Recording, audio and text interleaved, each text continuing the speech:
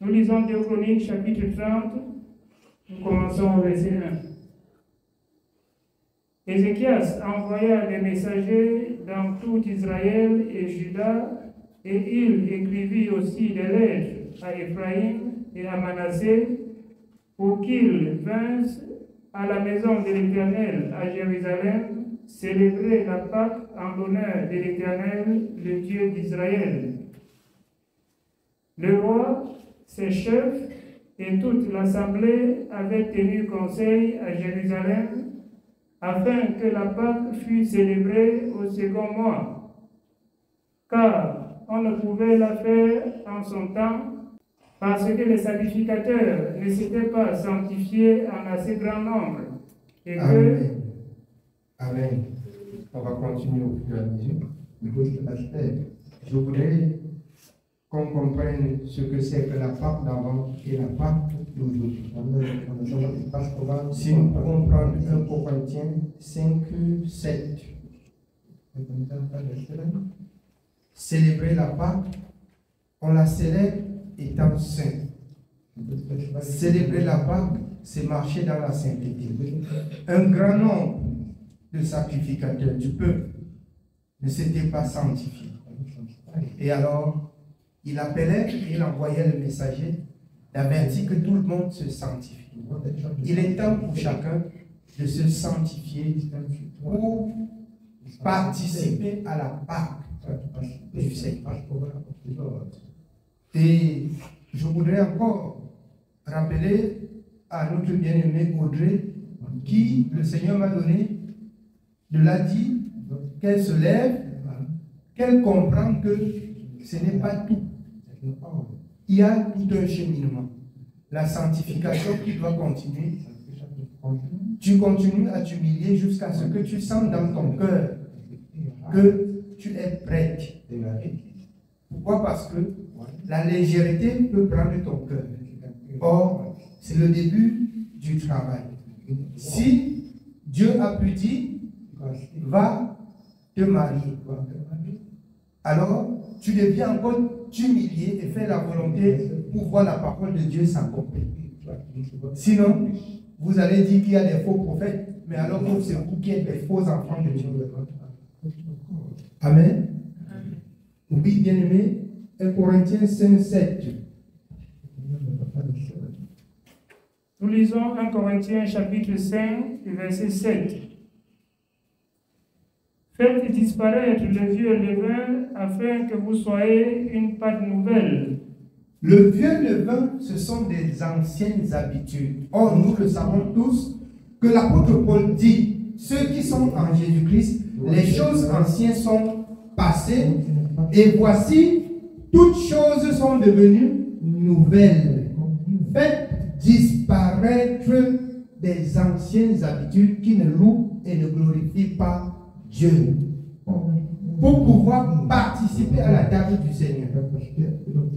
C'est la table du Seigneur dont vous allez comprendre la suite, qui est la Pâque, donc la loi indiquée et qui par la foi on célèbre tous les temps que Dieu nous donne de célébrer. Et ne sont que ceux qui sont fidèles, justes et saints qui doivent s'approcher. Si vous voulez, essayez de pécher et cachez-vous et venez prendre. Là, vous ne pouvez pas vous cacher devant Dieu, même si vous vous cachez devant moi. Je ne suis pas Dieu. Vous allez voir avec vos yeux. Je ne voudrais pas porter les cadavres ici. Je ne voudrais pas porter les cadavres ici. Parce que, à vue d'œil, c'est minimisé, c'est méprisé. Mais, si vous ne vous sanctifiez pas et vous participez à cet art, vous pouvez mourir, même physiquement comme spirituellement. Amen. Oui. Faites disparaître le vieux levain afin que vous soyez une pâte nouvelle, puisque vous êtes sans levain, car Christ, notre Pâque, a été immolé. Christ, notre Pâque, a été immolé. Faites donc disparaître les anciennes habitudes, qui est l'impudicité, l'impureté, la magie, l'idolâtrie, la convoitise, toutes sortes de mal, tout ce que Dieu a interdit dans sa parole. Il faut que ça disparaisse dans ta vie pour que tu puisses t'approcher de cet arbre. Si cette nature-là habite encore en toi, de grâce, ne passe pas à cet arbre. Vous avez bien compris. Amen. Ce ne sont pas des avertissements, mais c'est en même temps des avertissements parce que la parole s'il nous dit qu'elle nous avertit tous les jours. Comme il a averti nos pères tous les jours et ils se sont rebellés et le plus grand nombre sont morts dans le désert. Amen. Nous rentrons dans le livre de Chroniques 30.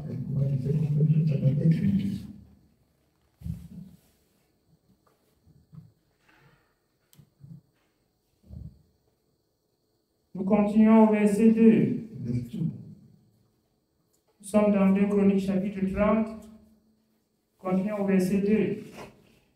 Le roi, ses chefs et toute l'assemblée avaient tenu conseil à Jérusalem afin que la Pâque fût célébrée au second mois, car on ne pouvait la faire en son temps, parce que les sacrificateurs ne s'étaient pas sanctifiés en assez grand nombre et que le peuple n'était pas rassemblé à Jérusalem.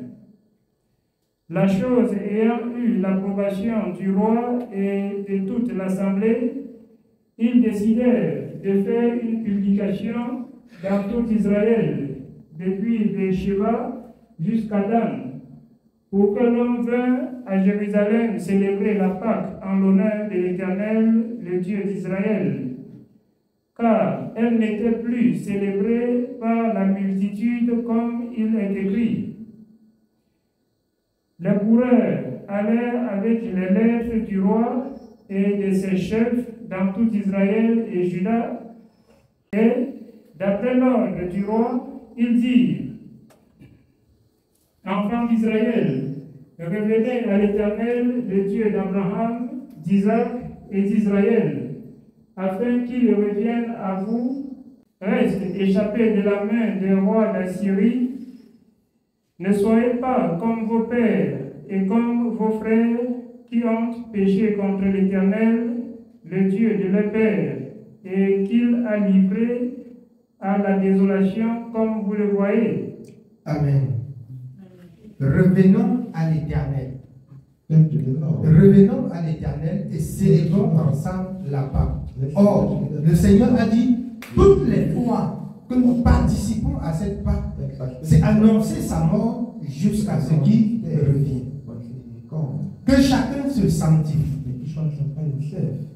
Or, au fil du temps, quand vous ne vous sanctifiez pas pour vous approcher à l'Éternel, vous augmentez votre peine devant Dieu. Vous augmentez votre peine devant Dieu. Il publia que le peuple de l'Éternel retourne à l'Éternel, que le peuple de l'Éternel se sanctifie et que chacun vienne à la Pâque. Ça s'adresse aujourd'hui à vous. Abandonnez le mal, abandonnez le péché, dépouillez-vous avant de passer à la table du Seigneur. Beaucoup sont incrédules et passent. Beaucoup ne passent pas se reprochant tous les jours. Que chacun s'arrange à quitter la mauvaise vie, à quitter l'ancienne vie pour célébrer la Pâque de l'Éternel, en l'honneur de l'Éternel. C'est l'Éternel qui a instauré cela. Si vous ne le faites pas, c'est que vous servez Dieu en partie. Vous savez bien, dans nombre, beaucoup ne sont pas entrés à Canaan parce qu'ils servaient l'Éternel, mais ils ne servaient pas pleinement l'Éternel. Je crains que vos cœurs ne se corrompent et vous restez dans le service en partie. Que tout le peuple de l'Éternel se sanctifie. Que chacun se sanctifie de manière à être prêt à participer, à annoncer la mort et la résurrection du Seigneur. Amen. Oui, bien aimé. Nous continuons au verset 8. Ne raidissez donc pas votre cou comme vos pères. Ne soyez pas rebelles comme vos pères. Ne restez pas dans la rébellion comme vos pères, quand vous savez bien, beaucoup, environ 22 combien 23 000 par jour périssaient.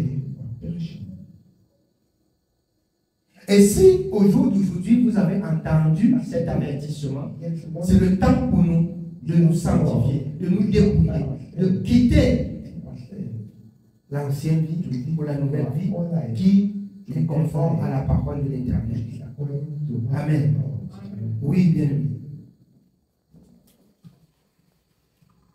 Ne raidissez donc pas votre cou comme vos pères. Donnez la main à l'Éternel, venez à son sanctuaire qu'il a sanctifié pour toujours, et servez l'Éternel, votre Dieu, pour que sa colère ardente se détourne de vous. Si vous revenez à l'Éternel, vos frères et vos fils trouveront miséricorde auprès de ceux qui les ont amenés captifs, et ils reviendront dans ce pays.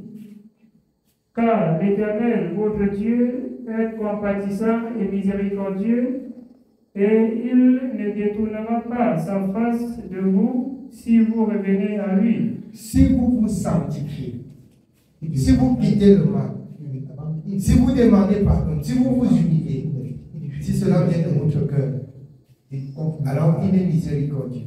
Là, dans la colère, riche en bonté et plein de bien.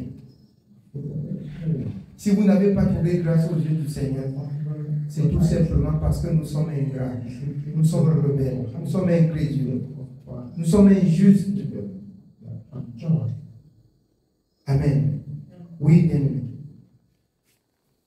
Les coureurs allèrent ainsi de ville en ville dans le pays d'Éphraïm et de Manassé et jusqu'à Zabulon.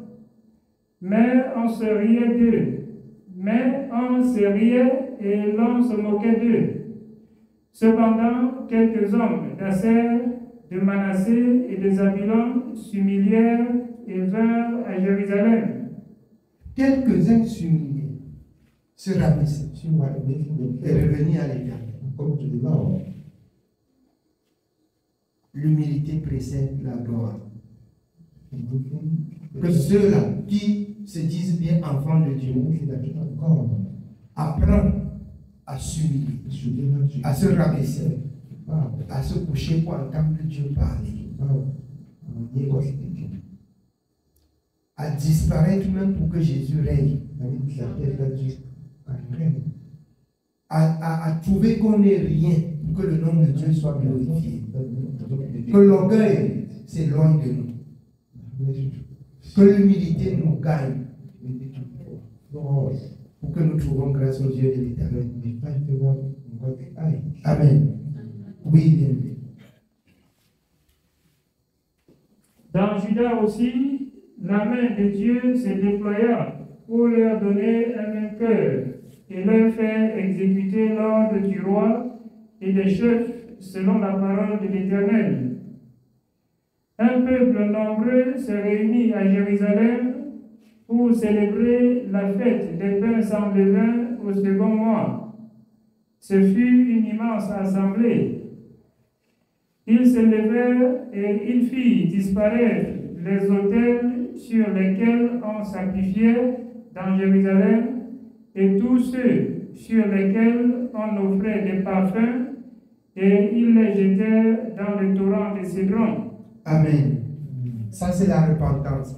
La destruction de tout ce qu'on porte qui est mal. La séparation de tout ce qui ne loue pas Dieu.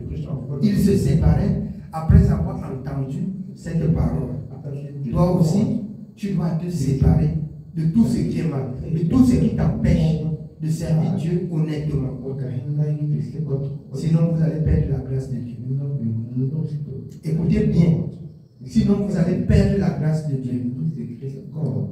Dieu nous a tant aimé qu'il a envoyé Jésus-Christ, qui est ce Pâques qui a été immolé une fois pour tout. Et si nous restons loin de la célébration, c'est que nous sommes un peuple impur. Nous sommes un peuple, pas le peuple de Dieu. peuple, celui qui était pour Dieu se sanctifiait et s'approchait. Amen. Oui, bien-aimé.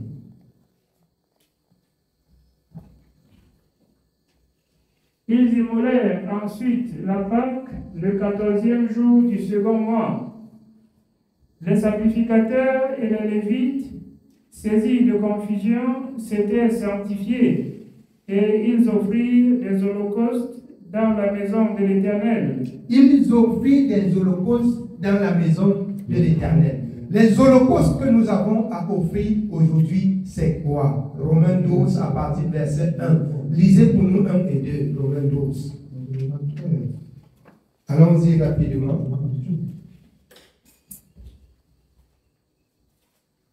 Romains chapitre 12, verset 1 et 2.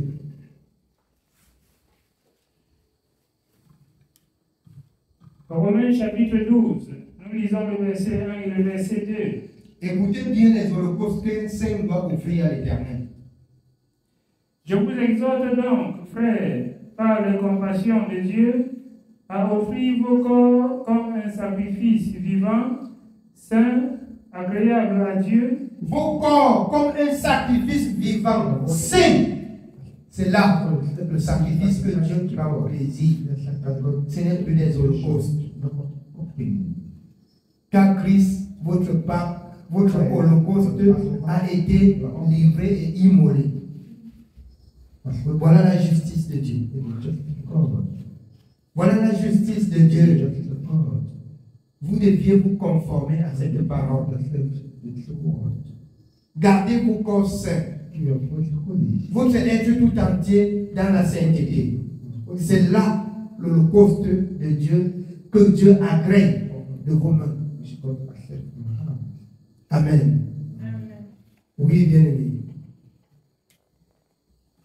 Ce qui sera de votre part un culte raisonnable.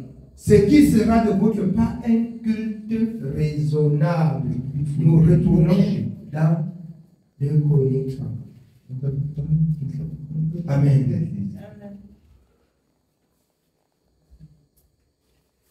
Nous continuons au verset 16. Ils occupaient leur place ordinaire conformément à la loi de Moïse, homme de Dieu, et les sacrificateurs répandaient le sang qu'ils recevaient de la main des Lévites. Comme il y avait dans l'assemblée beaucoup de gens qui ne s'étaient pas sanctifiés, les Lévites se chargèrent d'immoler les victimes de la Pâque pour tous ceux qui n'étaient pas purs, afin de les consacrer à l'Éternel. Car une grande partie du peuple, beaucoup de ceux d'Éphraïm, de Manassé, d'Issachar et de Zabulon, ne s'étaient pas purifiés, et ils mangeaient la Pâque sans se conformer à ce qui est écrit. Ils mangeaient sans se conformer à ce qui est écrit. C'est un danger. Oui, bien aimé. Mais Ézéchias pria pour eux en disant: Veuille l'Éternel qu'il est bon, pardonner et à tous ceux qui ont appliqué leur cœur à chercher Dieu, l'Éternel, le Dieu de leur père, quoiqu'il n'ait pas pratiqué la sainte purification. L'Éternel exauça Ézéchias et il pardonna au peuple. L'Éternel exauça Ézéchias et il pardonna au peuple. Il est miséricordieux et compatissant. Voici, ça c'était la loi. Or, vous comprenez bien que ceux-là ont été mis à part et on a immolé pour eux. Il n'y a pas de Jésus qui doit aller à la croix. C'est la différence de la loi et la foi. Vous perdez la grâce, vous êtes vendu au péché. Il n'y a pas un autre Jésus qui sera crucifié pour les rebelles. Il n'y en a pas. Il n'y a pas un autre Jésus qui doit aller à la croix pour les rebelles. La grâce, c'est ce que nous n'avons pas mérité. Une fois que nous avons reçu la grâce, nous ne devions plus demeurer dans le péché pour que la grâce surabonde. Non. Vous trouvez que la loi était difficile, mais avait ses faiblesses. Beaucoup trouvent que la foi, c'est très simple, mais elle est beaucoup exigeante. Amen. Oui, bien aimé. Ainsi, les enfants d'Israël qui se trouvaient à Jérusalem célébraient la fête des pains sans levain pendant 7 jours avec une grande joie. Et chaque jour, les Lévites et les sacrificateurs louaient l'Éternel avec les instruments qui retentissaient en son honneur. Ézéchias parla au cœur de tous les Lévites, qui montraient une grande intelligence pour le service de l'Éternel. Ils mangeaient les victimes pendant 7 jours, offrant des sacrifices d'action de grâce et louant l'Éternel, le Dieu de leur père. Toute l'assemblée fut d'avis de célébrer 7 autres jours. Et ils célébraient joyeusement ces 7 jours, car Ézéchias, roi de Juda, avait donné à l'assemblée 1000 taureaux et 5000 brebis. Amen. Heureux ceux qui ne vont pas célébrer seulement 7 jours et on augmente 7 autres jours. Mais heureux ceux-là qui seront dans le livre de Matthieu, alors célébrer et persévérer jusqu'à la fin. Ce sont ceux-là qui seront sauvés. Célébrer et persévérer. Ne passez pas la date comme certains religieux qui chaque année partent faire la purification et égorgent encore pour le pardon des péchés. Christ, notre Pape, a été immolé. Heureux ceux qui doivent célébrer, comme il a dit, toutes les fois que vous participez à cette Pâque, c'est annoncer ma mort jusqu'à ce que je revienne. Heureux ceux-là qui chaque jour persévèrent dans la sainteté, dans l'obéissance, jusqu'à ce que le Seigneur revienne. Amen. Oui, bien-aimé. Car Ézéchias, le roi de Juda, avait donné à l'assemblée 1000 taureaux et 7000 brebis. Et les chefs lui donnèrent 1000 taureaux et 10 000 brebis, et les sacrificateurs en grand nombre s'étaient sanctifiés.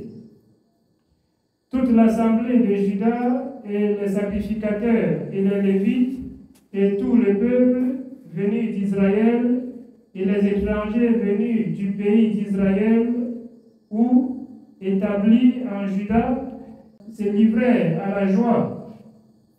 Il y eut à Jérusalem de grandes réjouissances. Et depuis le temps de Salomon, fils de David, roi d'Israël, rien de semblable n'avait eu lieu dans Jérusalem. Qu'il est bon de célébrer et d'annoncer la mort du Seigneur. Ça fait la joie. Il y eut la joie au milieu du peuple. Je vous dis, toutes les fois que vous péchez et que vous résistez ou que vous reculez à cette date, votre âme au-delà s'ouvre. Vous ne pouvez pas être en paix. Vous ne pouvez pas vivre en paix. L'ennemi vous tient captif. L'ennemi vous tient captif.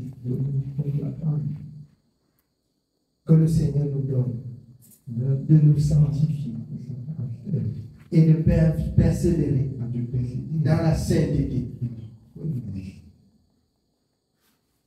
Le royaume des cieux est forcé. Il n'y a que des violents pour entrer. Ceux qui usent de violence pour mettre en pratique la parole de Dieu. Ceux qui usent de violence pour résister à l'Église. Ceux qui usent de violence pour mettre en pratique tout ce qui est écrit. Amen. Au verset 21,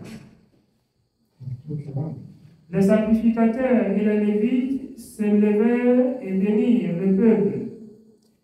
Et et leur voix fut entendue, et leur prière parvint jusqu'aux cieux, jusqu'à la sainte demeure de l'Éternel. Il se levait et bénit le peuple. Que ceux qui craignent et gardent la parole de l'Éternel soient bénis. C'est ça la parole de Dieu bien-aimé. Que ceux qui observent et mettent en pratique, que les faveurs de l'Éternel vous soient en partage, parce que toute la parole de Dieu doit s'accomplir. Jésus-Christ étant le même hier, aujourd'hui, éternellement, il agit de même jusqu'à cette heure où il nous sommes devant sa présence. Amen. Que le nom de notre Dieu soit béni. Amen.